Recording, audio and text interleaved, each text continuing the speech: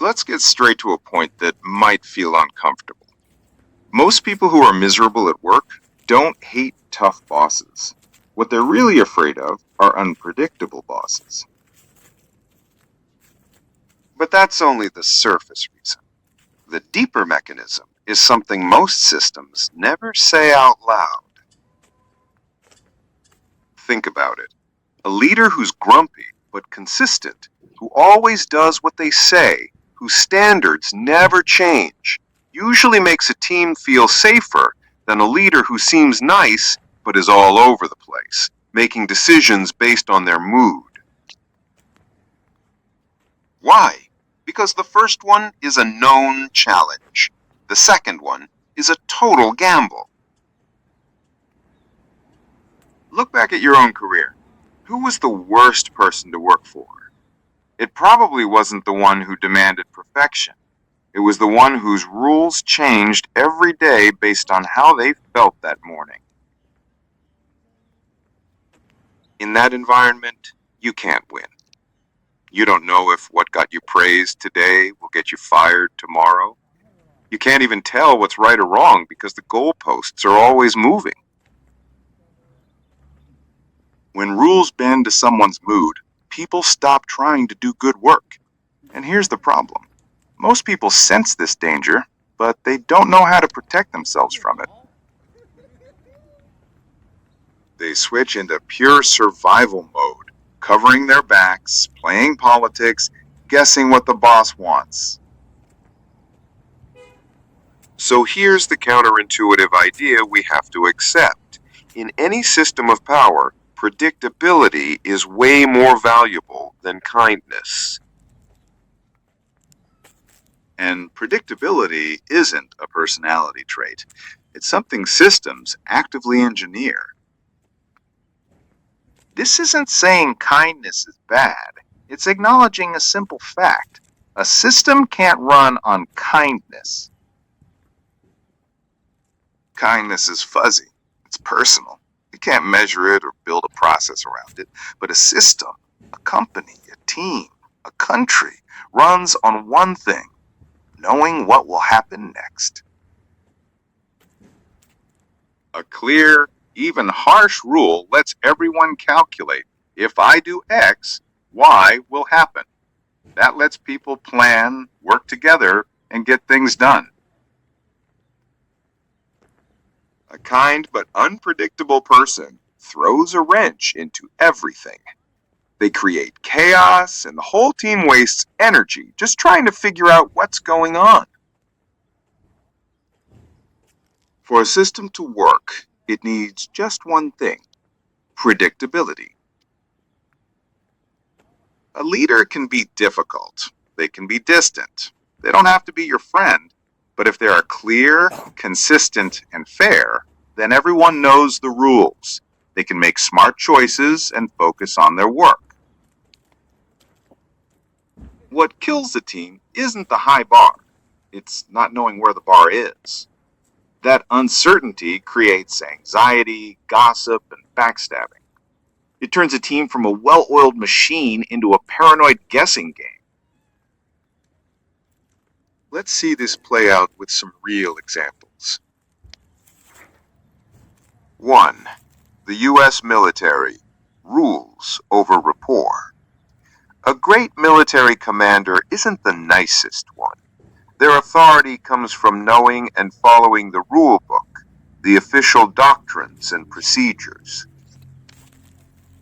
Soldiers can handle a tough, demanding leader in training. What they can't handle is a leader who ignores the rules during a real mission. One is hard work. The other is deadly chaos. The system works because everyone follows the same playbook. 2. The British government. Process over personality. The British civil service is famous for being stable and neutral. Its core rule: decisions must follow set procedures and past cases, not an official's personal feelings.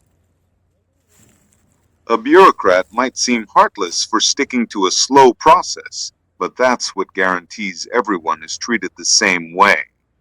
Here, a kind shortcut is seen as a threat to the whole system's fairness. 3. Silicon Valley. The predictable tyrant versus the unpredictable genius. Silicon Valley has lots of brilliant, emotional founders, but investors and boards are terrified of the unpredictable ones. Here's a classic fail. A charismatic CEO with a kind vision hires a great team, but then they change product plans, promises, and policies based on their daily mood. The best people leave first.